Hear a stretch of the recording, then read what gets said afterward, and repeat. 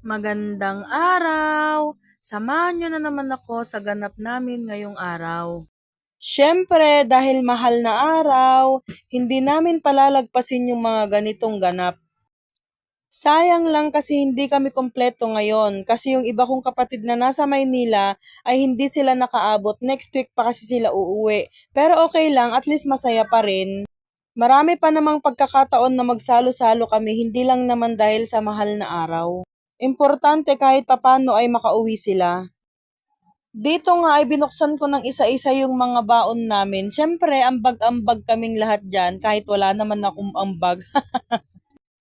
At dahil alas 10 na nung mga oras na ito, kaya naisipan muna naming magmerienda para mamaya pag nag-swimming kami, at least pag nagutom, kakain na lang kami ng kanin.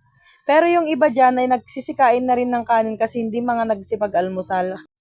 At syempre sa mga boys, hindi mawawala ang alam nyo na. Kaya kain tayo. Speaking of dun sa agar-agar na sinasabi ko ay hindi na siya agar-agar ngayon. Buko salad na siya ngayon. Kasi naman may nahinging buko yung asawa ko. Kaya yan, ginawa ko na lang siyang buko salad.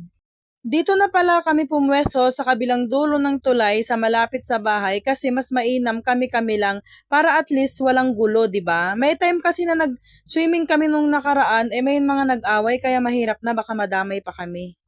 Tignan nyo naman, sobrang daming tao dun sa kabilang ilog. Dati pala may pinapaupahan silang cottage dun sa kabila, ang kaso naanod nung baha nung bumagyo.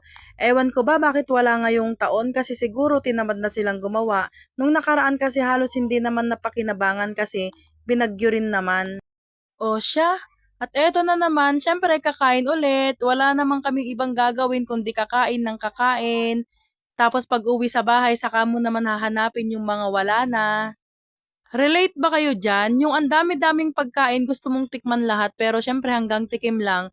Tapos pag uwi mo sa bahay, saka mo marirealize na gusto mong kumain ng ganun, kumain sana ako ng maraming ganun. Syempre, hindi ka rin naman makakakain pag maraming pagkain, di ba? Natatawa nga ako dito sa pamangkin ko na ito kasi maya't maya ang lingon niya doon sa mga naliligo sa ilog. Kaya hindi rin nagtagal ay pinaliguan na rin namin siya, inayaan namin siyang mag-swimming.